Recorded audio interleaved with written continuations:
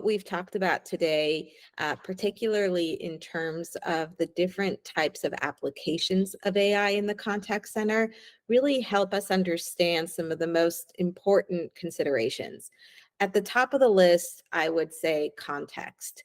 Is the model that you're working with, whether it's a vendor that you've partnered with or whether it's your organization that's building their own, what types of training data are you using in order to develop a technology that's going to help your contact center agents or your teams? Is it data that's specific to the types of calls that you are receiving at the contact center? That's probably the most important piece, is narrowing down the problem that you want to solve and making sure that the way that you're training your models is unique to that problem.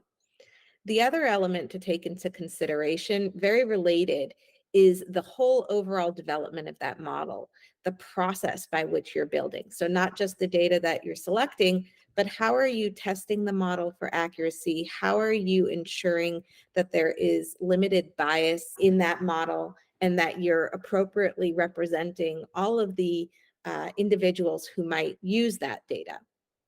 So that's something that's really important to consider, as well as privacy considerations for the customers themselves and for the employees of your organization, making sure that the appropriate privacy and security precautions are taken into consideration.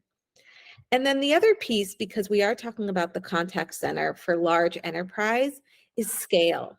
We want to make sure that the technology that you're using can really accommodate the thousands of contact center professionals who are going to take advantage of this type of model, that it's not going to fail when you have too many people on the phone, for example, and that it's going to support the different engagements and interactions that are happening on a daily basis.